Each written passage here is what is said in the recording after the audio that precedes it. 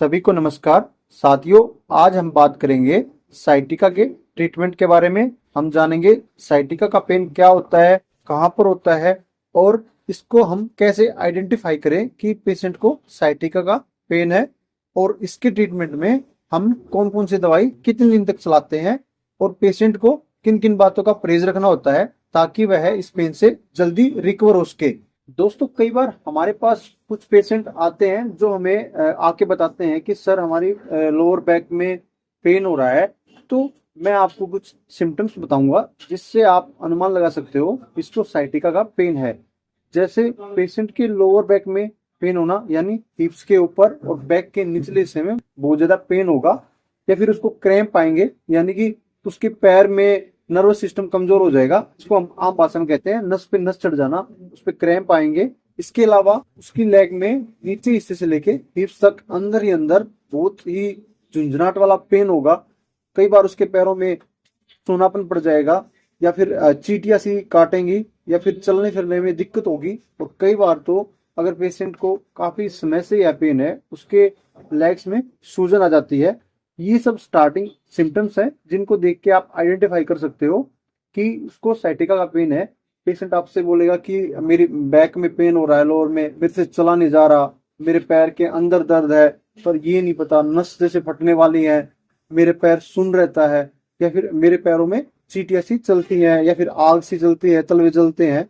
तो ये सब साइटिका के लक्षण है दोस्तों। अब हम जानते हैं यह पेन होता क्यों है। कई बार अगर किसी पेशेंट की लॉन्ग सिटिंग आवर्स की जॉब होती है, जैसे कोई ड्राइवर है या फिर कॉर्पोरेट में वैसे कोई लंबे समय तक चेयर पे बैठा रहता है, उसका बॉडी पोस्चर खराब है, जिस वजह से हमारे रीढ़ की हड्डी थोड़ी सी स्लिप हो जाती है या फिर वह पतली पड़ जाती है, जिससे यह पेन स्टार्ट होता है। या फिर जो हमारा नर्वस सिस्टम है वो दब जाता है, या फिर किसी के अंदर मोटापा ज्यादा है, ओवरवेट हो गया है, जिसकी वजह से भी हमारा नर्वस सिस्टम दब जाता है और प्रॉपर ब्लड की सप्लाई नहीं होती, जिससे यह पेन होता है। इसके साथ साथ अगर किसी को डिस्क की प्रॉब्लम है, कोई चोट लग गई है, या फिर कहीं से वह गिर गया है, इस कारण से भी यह पेन हो सकता है।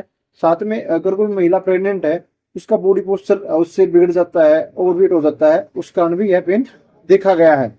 कुल मिलाकर हमारा जो बॉडी पोस्चर है अगर वो बिगड़ता है, या फिर हमारा वेट बढ़ता है, या फिर किसी कारण से हमारा जो नर्वस सिस्टम है वह डैमेज होता है, या फिर नर्वस सिस्टम प्रॉपर डैमेज ना होके उसमें ब्लड की सप्लाई रुक जाती है, इस वजह से यह पेन स्टार्ट होता है।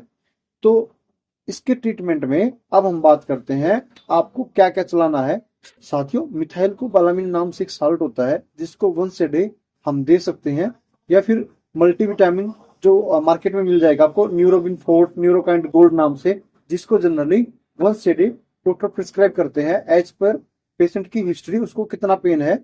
अगर उसके पैरों में झंझनाहट बहुत ज्यादा है और बहुत ज्यादा दर्द है, उसके लिए हम उसको प्रीगाबालिन साल्ट दे सकते हैं, जिससे बॉडी में कोई भी नर्वस सिस्टम है उसके दर्द में उसको तुरंत रिलीफ मिलेगा।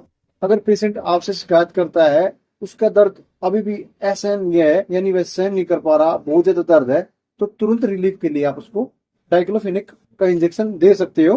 और साथ साथ आपको न्यूरोबिन फोर्ट का इंजेक्शन भी देना होता है।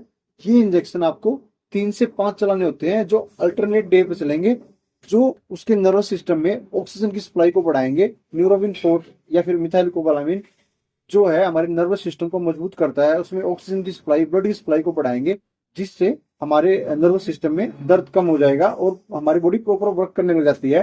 अब बात करें ट्रीटमेंट की, ये ट्रीटमेंट आपको जनरली 15 से 20 दिन तक चलाना होता है, और इसके दौरान पेशेंट को कुछ चीजों का ध्यान रखना होता है। पहला, उसको अपना बॉडी पोस्चर सही रखना है। दूसरा, उसको वेट नहीं उठाना है या फिर झुक के काम नहीं करना है।